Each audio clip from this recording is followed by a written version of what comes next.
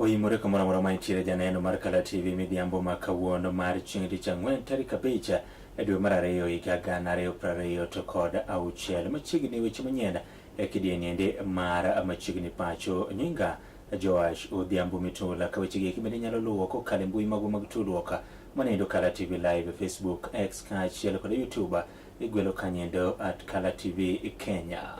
Wachako kamodo ni jatend piny Kenya moluor William Samoei Ruto kawuono ne otelo ne chendo nendo mar chiwo omenda ne rowere chendo nendo mar nyota e kaunti nendo ma Kilifi manokelo kanyakla rowere maromo kanyire 5,000 kod 40 kamopoge kwan mag omenda maromo shillings milion 126 rowere gi kumawuok counties gi kuma Kilifi, Lamu kaachiel kod Tana River ne omolo e nyasi machalo kamano kama jatend piny oyango ni piny owacho mare oseketo lai makare mag chuogo thuolo mag tije ne rowere mathuru kaendi ka moko kuom chendo goeko oting'o tije pinje goeko maoko ma oyango ni rowere mathoth koro dhi yudo tije kendo moko osedhi ka oyango ni giketo kogi orak e yo nendo mowinjore mar mondo mi tije makamago rowere goeko tim e yo nendo ma owinjore. Tuko na program ambayo ya kufuata, program ambayo tunasema ni kazi majuu. Kenya inajulikana duniani kote ya kwamba Kenya ni nchi ya watu wa kufanya bidii. Masomo yetu inatambulika duniani kote. Wakenya wengi wakiongea Kiingereza wanaongea kuzidi ya wazungu. Kwani hamna hiyo habari? Mko na hiyo habari? Na sababu hiyo Wakenya wengi wanatafutwa na kampuni nyingi ya kufanya kazi nje ya Kenya. Na kwa sababu tuliona ni vizuri tuwe na mpango ya vijana kupata nafasi ya ajira, na tulikubaliana kazi ni kazi. Ikipatikana Kenya tufanye, ikipatikana kwa mjengo tufanye, ikipatikana kwa mtandao tufanye, ikipatikana nje ya Kenya tufanye. Leo nikisimama hapa niko na waziri wangu Bwana Alfred Mutua ambaye nimempatia kazi ya kupanga vile ajira itapatikana, hasa ajira ya vijana watakaoenda kufanya kazi nje ya Kenya. Leo kufikia leo amenipatia taarifa ya kwamba kwa miaka mitatu ya kwanza kulikuwa na wakora wengi, matapeli, kampuni ambazo zilikuwa zinawaibia Wakenya. Tutakupeleka hapa, lipa hii. Tutakupeleka pale, lipa hii. Kuna kazi mahali fulani na ni ukora. Hawa watu wote, kampuni karibu 1,000 tulisifunga. Na tukatengeneza program.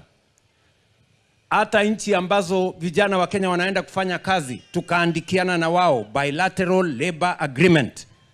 Mkenya akienda pale tunajua anaenda kufanya kazi gani. Akienda tunajua atalipwa pesa ngapi. Na kama amepata nafasi ya kwenda kufanya kazi nje ya Kenya na hana pesa ya kulipia tikiti, sisi kama serikali ya Kenya tunamlipia tikiti. Bora akishafika kule apate pesa zake, arudishe pesa yetu. Si ndio? Ndio tupate ya kumpatia ndugu yake. Ama namna gani bwana? Tuko pamoja? Kufikia leo asubuhi vijana 1541 wamepata nafasi ya kwenda kufanya kazi nje ya Kenya. Kila wiki, nataka msikize vizuri, every week tuko na vijana kati ya 300 na 500 wanapanda ndege kwenda kufanya kazi nje ya Kenya. Na tunataka hawa vijana miongoni mwao wawe ni vijana wa kutoka Malindi, Kilifi, Tana River. Jatend piny manotien kanyendo kod jalup Nengire Abraham Kithure Kindiki jotend migepe kamoting'o hali Hassan Jo manindo mochung' ne mula kaachiel kod mwandu mantiere bwo nembe kanyakla kod jatend migawo mochung' ne riwruoge Saga Wycliffe Amberso Paranya governors mawuok e kaunti Sogogo kinde jotend migepe mamoko ne olero ni rowere noyudo thuolo mar yudo omenda viko kaluwore kanyendo koda tich matek mabende ne gitiyo manendo mar timo andiko kaachiel bende koda yuore rombe duto mane oluongie.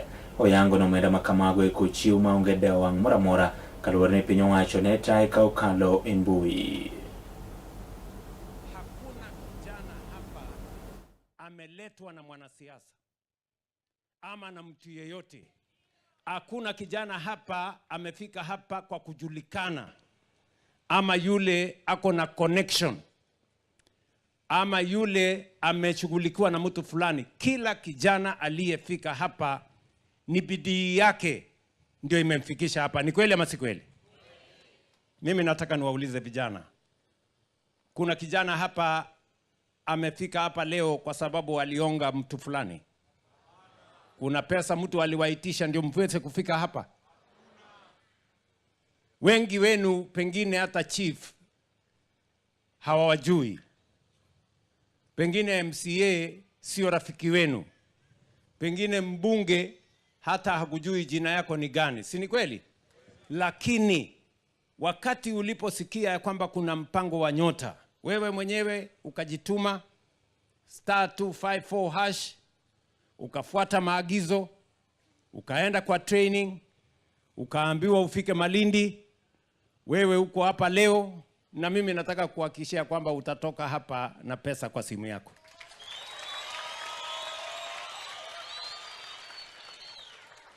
Tunaelewana bana? Mimi nimefika hapa Malindi mara nyingi. Leo hapa mnaondoka na pesa milioni 124. Hapa kwa masaa machache, in another few minutes.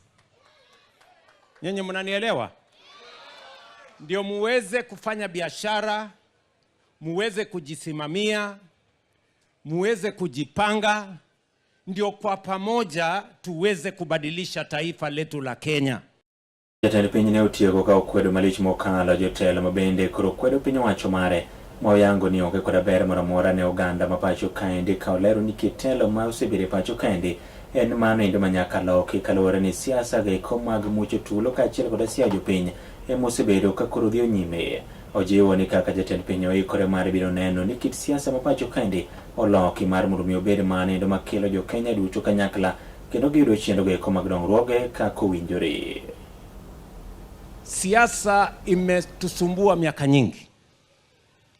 Siasa inaendeshwa kwa mirengo, kwa ubaguzi, kwa ukabila, kwa mambo ambayo yanatenga Wakenya wengine. Na ndio tumekubaliana safari hii. Mimi nilitoa ahadi. Wengine walikuwa wanasema huyu Ruto anasema uongo. Muko hapa leo ama hamuko? Hii pia ni uongo. Sijui kama tunaelewana bwana.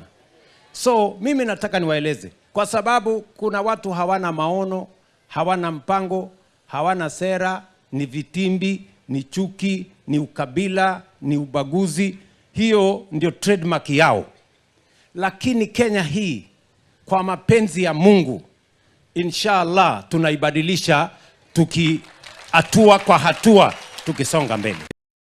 Ekawabire counties makaluwa waido ni jalopo gavana county Mama Bay Muluor Joseph Yugi Magwanga kurodhi edo kaudwaro mar mromi gavana county Onogo Gladys Atieno Nyasuna Wanga oyawo ne apisi mare mabende osebedi kaulor chakre ganendo ma okalo. Magwanga katua koda jofwambo wacho ni mano endo kada loro apise osemiyo koro onge koda tich mabende otiyo ne oganda county Onogo Mama Bay ka inyalo paro ni ne oyier gi e yiero nendo ma higa 2020 to koda 2. Magwanga bende koro seyo gavana Gladys Wanga moyango ni oknyal nyiso oganda kama omenda maromo shillings bilion 48 mosechwal ne kaunti Onogo nitiere ka oyango ni Wanga osebedo mana ka koro mor koda chenro mag dongruoge michwalo koda piny owacho mamalo to omenda ma ichwalo ne kaka gavana to koro nyaka gisani ok onyal yango kaka otiyo godo ka bende owuok oko kendo lero ni obiro dhi laro lemo nendo mar gavana e kaunti Onogo e yiero ma higa manyien mar 2027 mar mondo mi koro rakre koda gavana Gladys Wanga ka onyise ni oyawo apise kapok do golo ng'eto mare. I went to court. I want to make it very clear that I went to court to petition the court to order the governor to unlock my office that she locked since last year. She has actually rendered me jobless. I have nowhere to sit to offer the services to the people of Homa Bay. because the people of Homa Bay require the service, so I cannot operate from or under tree, much as I can operate from my home. And there has never been communication direct from her instructing me on what to do. So this is now a disservice to the people of Homa Bay. I'm earning a salary but not offering any service. So I want to appeal to her. I want to appeal to her to make the necessary arrangements to even unlock that office before even the court delivers or act on it. As Joseph Oyugi Magwanga, who vied in 2017 for the position of governor and now have been the deputy for Gladys Atieno Nyasonawanga in 2022, in 2027, I'm going to be on the ballot as the governor for Homa Bay County.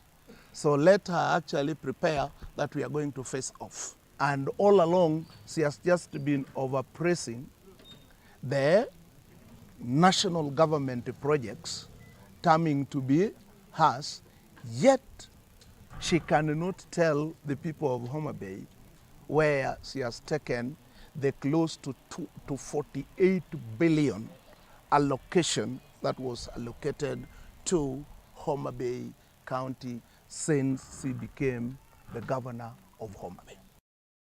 Ekawadhi county nendo Siaya wadoni moko kuom jopiny ka achiel kod jolony mawuok e county ma Siaya koro wuok oko kendo yango lela ni gisiro kanyendo migosi Eliud Owalo mar mondo mi odhi obed jatend piny Kenya yiero mabiro ma higa 2027 bang'e Eliud Owalo ne gweta okanyero kaka jalup jatend jotije piny owacho e par jatend piny Kenya kata State House buore Nairobi kendo lando ayanga ni odhi laro lemo nendo mar jatend piny Kenya ka gitwagore jofwambo gi lero ni Eliud Owalo en jatelo makare kendo ma mibadhi moro amora pok omieno kendo chenro mag dongruoge mosechwalo nenore kuom manindo gijiwo oganda luo mar mondo mi osir achiel kuomgi ma en Eliud Owalo ka gikwedo jogo mawacho ni Eliud Owalo ok nyal kendo gisingo mar chung' kode nyaka gine ni obedo jatend piny. Manyo ng'wech oko to chako gweth gi dala.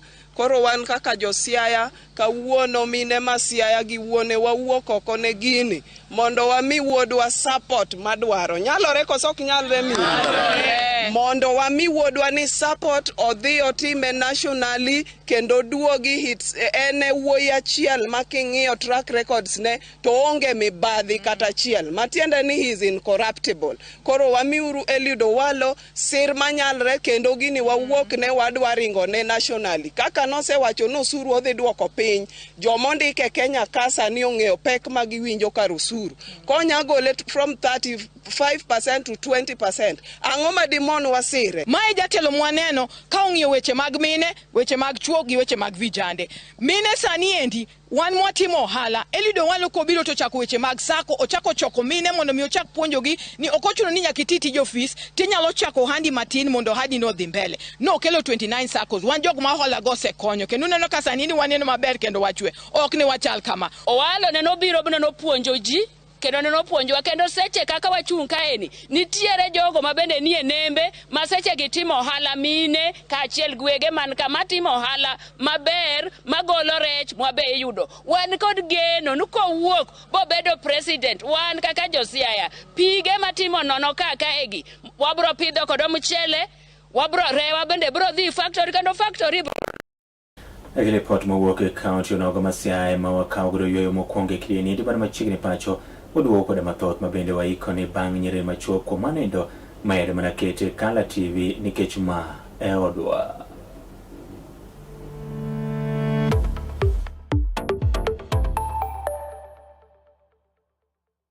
Get ready to elevate your business and any other commercials when you advertise with us. We are not just a channel.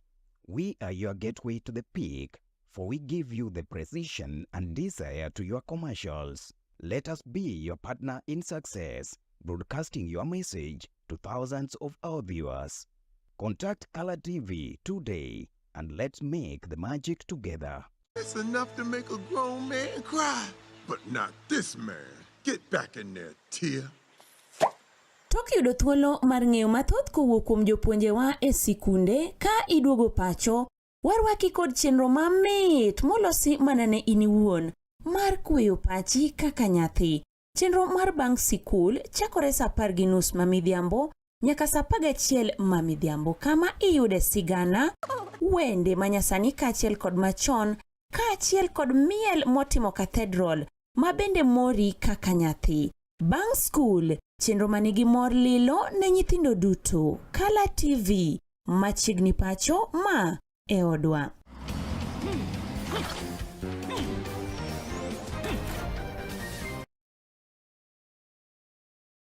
Get ready to elevate your business and any other commercials when you advertise with us. We are not just a channel.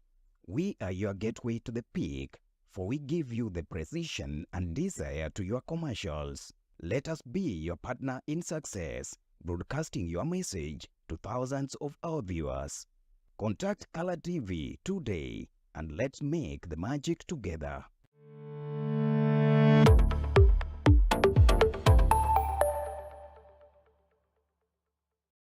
Machiegni kendo jalop jatend piny Kenya Ngire Abraham Kithure Kindiki omedo pako malich mokalo lipot mabende koro nogoli kod jatend piny ni koro oganda mabende chamo osara kanyo matin ne Ghana 30 gin mag kuma koro ok dhi ng'ado osuru moro moro e pacho kaendi kinde ma ichulogi osachgi ka otwak e kinde nyasi nindo mar chiwo omenda ne rowere e chenro nindo mar nyote kaunti onogo ma Kilifi. Kindiki owacho ni mano endo en achiel kuom chenro ma piny owacho biro godo manindo mar neno ni ngima ofuong'ore ne oganda e thur kaendi.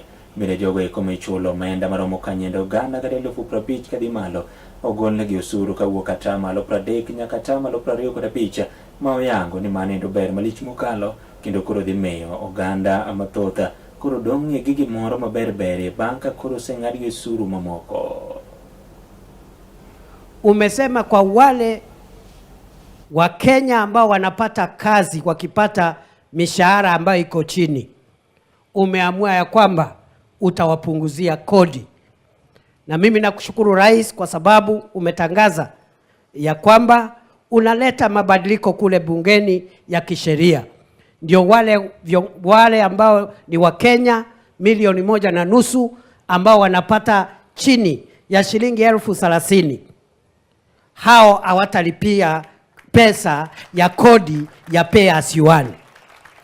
Na umesema kuna wengine 500,000 500,000 more earning between 30,000 but below 50,000 pia utapunguza kodi yao itoke 30% ikuje 25%. Rais Ruto ni fire si fire, ni noma si noma. Anatuletea mambo ya nyota, anatutengenezea kazi kwa ground, kazi mtandaoni, kazi majuu, na anapunguza kodi kwa wale ambao mapato yao iko chini. Kawadhi kaunti nendo ma Migori wado ni kalore koda tulo ma osebedo kanenore irombe ge koma gesima eliete mopogore kaunti onogo ma Migori kwethe mag jodongo mawuok Suba kata jodong Suba e kaunti ma Migori koro kwayo josiasa mar mondo mi owere koda tim moro mar siewo tulo eliete e kaunti onogo ka otelnegi koda ker mar gi jaduong' Riogi owacho ni oganda winjo bende dak koda kwe kendo mi thuolo jogo eko bende oyudo lit mar mondo mi ochunygi e yo nendo makare. Wach mosiri koda jopiny mamoko ma oyango ni ok gidwar wechegi eko mag tulo mamuoche siasa kinde ka kinde mamuoche liete kinde ka kinde. Kuom mano endo josiasa oyie lokre kendo nene giriwo oganda kanyakla. Rengo ne mar biro dwaro huma mar siasa obiro ketho liel mere nitie oche nitie nyiweni nitie jiringa tomato kali kombe tur man to nyiso ngwana mane koro na kwayo no kanga to kangato mongeni bire ndalo siasa ni ogo siasa mamuolo ko tama jo siasa ogwa siasa mamuolo to wewa omiyo na kwayo kata nyithindwa ma support jo siasa go giye giyore sa siasa be podi wabiro rito siasa 2027 to siasa bentie kamigoe to kigoe sa liel sa mejini gikuyo wakwani jo piny kachiel go siepe giwede duto te mabiro ka gimaduong' moket mbele waket kwe mar Jehova Nyasaye. Kansil Ongei ne jakwe kendo kuonde duto te mane ntiere noero ga kwe. Koro kansilas duto te mabiro ka kachiel jo siasa wetewa maduong' watim en kwe. Waonge gi koko kendo wakwayo ni kik ng'ato poka biro gi rieko moro mar kelonwa koko. Omiyo wakwayo jasiasa moro amora mobiro warwake to biyo go mana siasa to wuok odhi adhiya gi kwe ma ok waneno ni oloso plan moro mar kelonwa koko. Sasa malwenyo wuok to mago mana nyithi mine, mago mana chuo mine, ka nyruok wuok mine madongi nyithindo kiye, nyithind mine matho. Koro wakwayo kwe makende, wang'eyo kaka siasa chalo sani, ta wakwayo jo siasa madwaro to gimantie. Ekawadhi e yimbo mar piny Kenya kara Western to doni kinde makoro dong mana jumbe manok kende to ibago yiero madundo e gwenge mopogore pacho kende tarik 26 dwe niendi. Jating ndai mar jatend piny Kenya migosi Faruk Kibet koro ne omolo kanyindo e wuodo nogo ma West Kabrasa kama koro dhigo debe kanyindo ne jachung' mar UDA e wuodo nogo manendo migosi Elfasa Shalaka ne otene kanyindo koda jaod bura mabende koro noyier Malava manendo David Ndakwa kama gigo debe kendo yango ber mathoth ma piny owacho mapacho kaendi osetimo kagisingo bende mar biro neno ne giyudo koma makamano. So mnajua wananituzingi hapa leo, mtakubali mtu anituzi hapa Ingwe? Wakijaribu mnasema Riswa Ahonya ni mtu wetu, si ndio? Wakijaribu tu namna mnazunga shinda. Ahonya ni mtu wetu au wengine Riswa. Musiseme kwamba Wakabarasi na Wanyala. Mkabarasi ako hapa anauliza kura. Munyala anatoka huko aende Kabarasi aulize kura. Na kura ni kupembeleza. Kura inalingana na vile unapembeleza. Kura ni kuomba, kura ni kuuza sera yako, kura sio vita, kura sio fitina, kura sio matusi. Hii imefunguka. Niliwaambia hapa Bukakunga fungukeni masikio. Ndio leo sasa mmefunguka, watu wa Mwihupo, watu wa Musiti, watu wa Bukakunga. Gikanyo bine bakele giko marami weche manyene kidieni rimara machiegni pacho kata kamano otude sade ke wange kidienyo nogo mar nyind weche kane jogo eko bende ochwalo kanyendo ote mage kanyendo motingo Jono Duor wacho ne I'm watching live from Siaya.